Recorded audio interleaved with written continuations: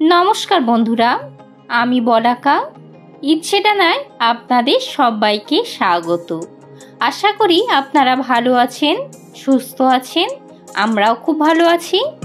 এখন বাইরে প্রচণ্ড গরম, আর এই গরমে আমরা যে কোনো শরবত খেতে খুবই পছন্দ করি। বিশেষ করে বাইরের রোদ থেকে ফিরলে মনে হয় একটু ঠান্ডা শরবত হলে খুবই ভালো হয়। আজকের আমি বানাবো আম পোড়ার শরবত। চলুন তাহলে দেখে নেওয়া যাক আমি কিভাবে বানাচ্ছি।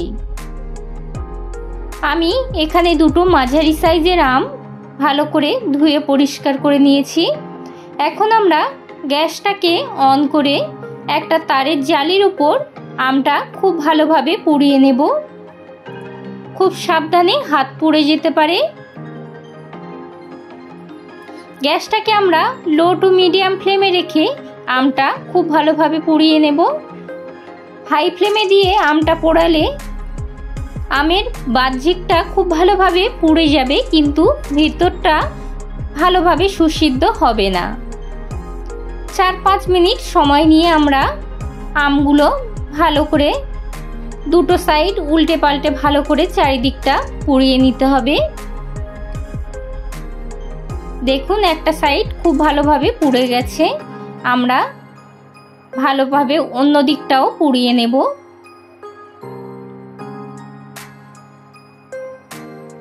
দেখুন আমগুলো খুব সুন্দরভাবে এখন পুড়ে গেছে, আর ভিতরটাও খুব সুন্দরভাবে সুসিদ্ধ হয়ে গেছে। এখন গ্যাসটাকে আমি অফ করে দিচ্ছি।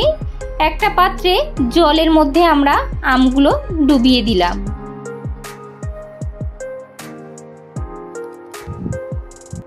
এখন আমরা একটা কড়াইতে একটা মশলা বানিয়ে নেব। দিয়েছি 2 চামচ পরিমাণ গোটা জিরে আর 2টো শুকনো লঙ্কা। গ্যাসটাকে লো ফ্লেমে দিয়ে আমরা হালকা করে মশলাটা ভেজে নেব। খুব বেশি ভাজা যাবে না। এবার মশলাটা আমি গুঁড়ো করে নিয়েছি। এখন আম দুটো খুব সুন্দরভাবে ঠান্ডা হয়ে গেছে। এবার আমের খোসাটা আমি ছাড়িয়ে নিচ্ছি। দেখুন খুব সুন্দরভাবে গায়ের খোসাটা ছেড়ে আসছে। দেখুন আমি খুব ভালোভাবে পরিষ্কার করে ছাড়িয়ে নিয়েছি। এবার অন্য আমটিও আমি এইভাবে ছাড়িয়ে নিচ্ছি।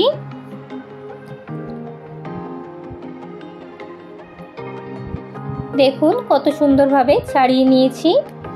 এখন আমি একটা গ্রেটারের সাহায্যে আমের পাল্পটা বের করে নেব। আপনারা চাইলে হাতে চেপে আমের পাল্পটা বের করে নিতে পারেন।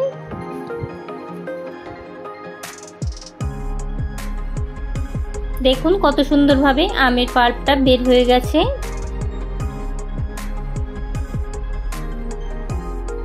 এবার আমি এর মধ্যে দিয়ে দিচ্ছি অল্প পরিমাণ জল।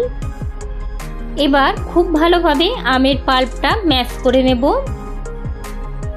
1-2 মিনিট সময় ধরে একটু ভালো করে স্ম্যাশ করলে খুব সুন্দরভাবে আমের পাল্পটা একদম মাখা মাখা হয়ে যাবে, একটুও ভিতরে দলা পাকিয়ে থাকবে না।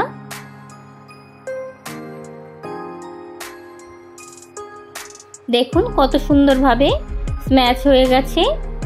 এখন আমি 2টো গ্লাসে নিয়ে নিয়েছি হাফ গ্লাস পরিমাণ জল।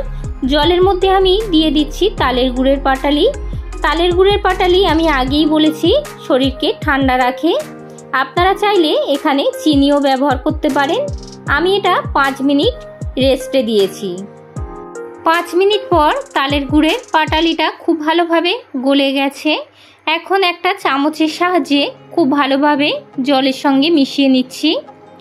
চিনি ব্যবহার করলে হয়তো শরবতের রঙটা খুব সুন্দর ট্রান্সপারেন্ট হয়, কিন্তু স্বাস্থ্যের কথা মাথায় রেখে আমি এখানে তালের গুড়ের পাটালিটা ব্যবহার করেছি। এর মধ্যে দিয়ে দিচ্ছি 1 চামচ পরিমাণ আমের পাল্প।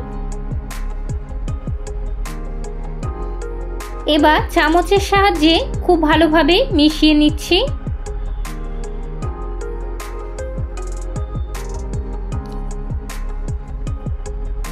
এর মধ্যে এখন দিয়ে দিচ্ছি স্বাদ মতো বিট লবণ।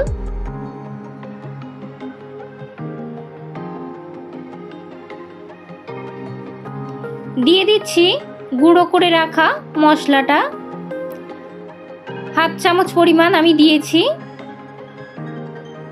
ভালো করে মিশিয়ে নিচ্ছি। এখন এবার দিয়ে দিচ্ছি ঠান্ডা ফ্রিজের জল। খুব ভালোভাবে মিশিয়ে নিচ্ছি।